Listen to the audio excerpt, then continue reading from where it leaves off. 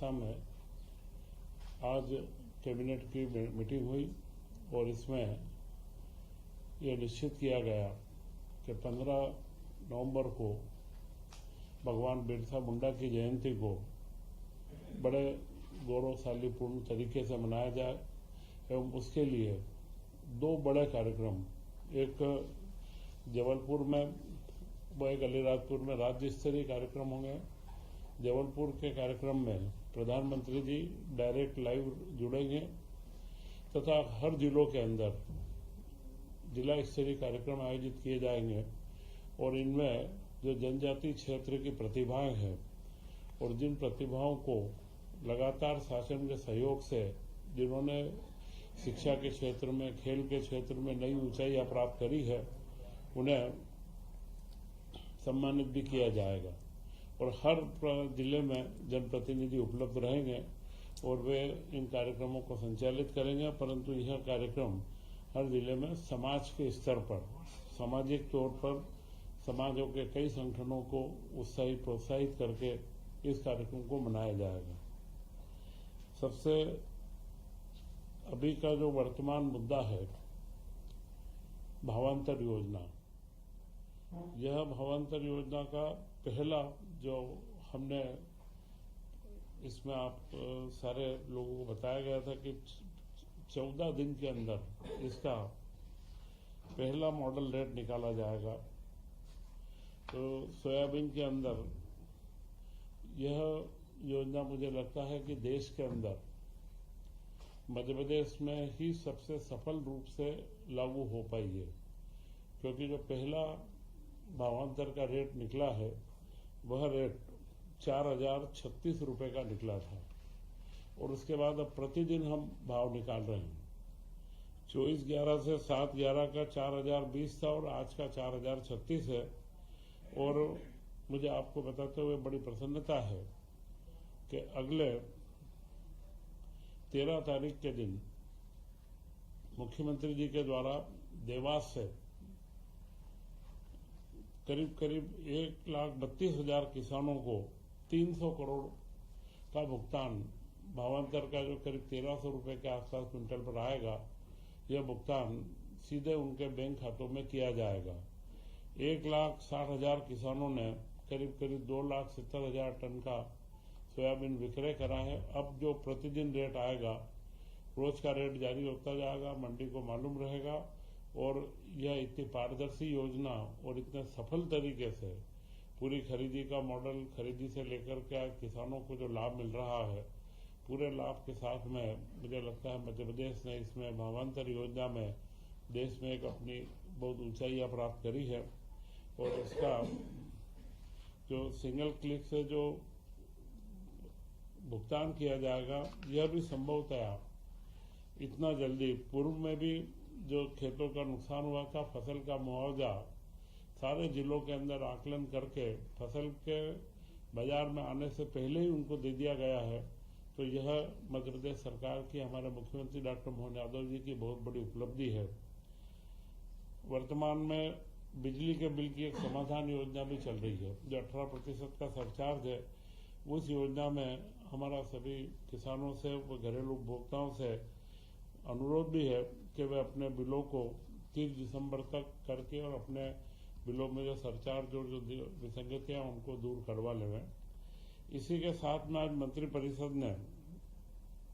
कई महत्वपूर्ण निर्णय और लिए हैं। उन निर्णय में सबसे पहला जो निर्णय था वह है मानधाता जिले के अंदर खंडवा में एक सिविल न्यायालय की स्थापना करना। खंडवा के अंदर यह जो 7 नवीन पदों का सृजन हुआ है और मानधाता क्षेत्र के अंदर ये पहला न्यायालय रहेगा, जिससे उस क्षेत्र के सभी नागरिकों को काफी उसका लाभ मिलने की संभावना है। इसी के साथ में ओकारेश्वर में जो एकात्म धाम परियोजना हमारी चल रही है, उसके टेंडर हमें प्राप्त हो चुके हैं, परंतु आचार्य शंकर संग्रहालय, अद्वैत लोक निर्माण और इसके साथ में जुड़ी हुई जो सारी प्रवृत्तियां हैं और इसी के साथ 108 फीट की शंकर की जो बड़ी धातु की प्रतिमा है, वह भी बन करके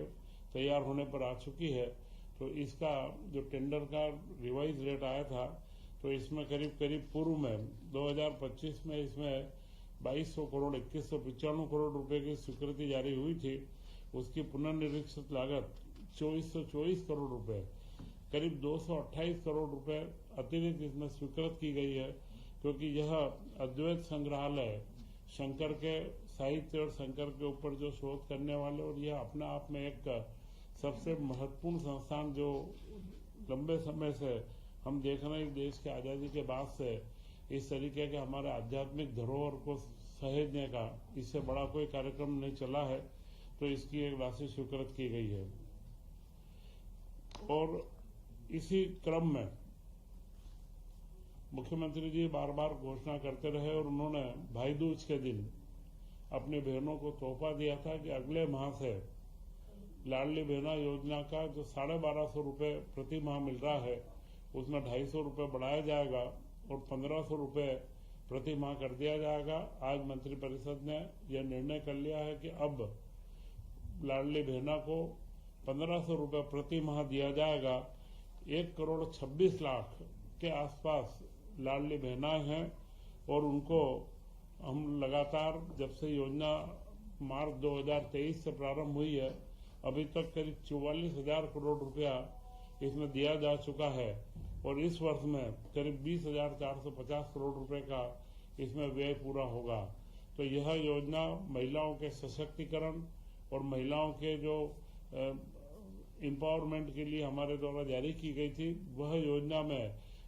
बढ़ोतरी करके मुख्यमंत्री जी ने जो कमिटमेंट है, जो शासन का कमिटमेंट और महिलाओं के सशक्तिकरण के प्रति जो सरकार खड़ी है, उसको और आगे ले जाते हुए हम इसमें कई नए आयामों के साथ में आगे बढ़ेंगे। और यह योजना का राशि का अंतरण बहुत जल्द मुख्यमंत्री जी के द्वारा अगले 12 तारीख को सिवनी के अंदर सिंगल क्लिक से 1500 रुपए प्रति माह का अंतरण किया जाएगा। इसी के साथ में महत्वपूर्ण योजना रेस्को योजना, जो सोलर सिस्टम को शासकीय भवनों के ऊपर लगाई जाती है, इसमें शासन की कोई राशि नहीं लग रही है। पूर्णतया यह टेंडर बेस है, निजी पीपीपी मॉडल पर आधारित है, और हर शासकीय भवन के ऊपर हमारा प्रयास है कि हम इस सोलर योजना को आगे बढ़ाएं। उसके लिए अभी जिलों में अधिकार दिया गया है कि जिले के टेंडर होंगे, और 20 किलोवाट से ऊपर की सारी योजनाओं के ग्रामीण और शहरी मिलाकर के एक जिले का टेंडर किया जाएगा, और उस पार्टी को वहां पर जो रेट आएगा उसके ऊपर उसको काम दिया जाएगा। परंतु अगर वो 20 किलोवाट से नीचे का भी करता है, यह तकनीकी विषय है, परंतु 20 से नीचे भी अगर वो करना चाहता है, तो वहां पर हम उनको भी सोलर के ऊपर हम कन्वर्ट करेंगे। तो यह योजना के माध्यम से करीब हम ये सोच रहे हैं कि पूरे प्रदेश के सारे शासकीय भवन सोलर रूफटॉप के ऊपर हम लेकर के आए।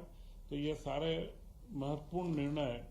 अध्यात्म से लेकर के महिलाओं के सशक्तिकरण का, व बिरसा मुंडा की जयंती, और उसी के साथ में किसानों के लाभ के जो भावांतर योजना को पूरे देश के अंदर सर्वप्रथम मध्य प्रदेश में हमने सफलता से लागू किया है। आज की कैबिनेट में इन सारे निर्णयों को लिया गया, और मुख्यमंत्री डॉक्टर मोहन यादव जी, क्योंकि कल मंगलवार को कैबिनेट होना थी, परंतु आज सोमवार को कल उन्हें केवड़िया में वल्लभ भाई पटेल की यूनिटी पर हमारे मध्य प्रदेश के 75 कलाकार वहां जा रहे हैं, तो उन्होंने वहां पर कल जाने का था, तो कैबिनेट आज हुई है। और इस समय काल में एक महत्वपूर्ण जो हमारे सामने बात आई है, क्रांति गौड़ जो हमारी महिला क्रिकेट टीम की सदस्य थी, और उन्हें 1 करोड़ की राशि मुख्यमंत्री जी द्वारा दी गई है। और यह महिला क्रिकेट वो हमारे प्रदेश के खिलाड़ियों के उत्साहवर्धन के लिए एक त्वरित सबसे पहला कदम देश में जो लिया गया, और मैं मानता हूं कि मध्य प्रदेश से खेलों की जगत के अंदर भी इस कदम से नई उपलब्धियां प्राप्त होगी।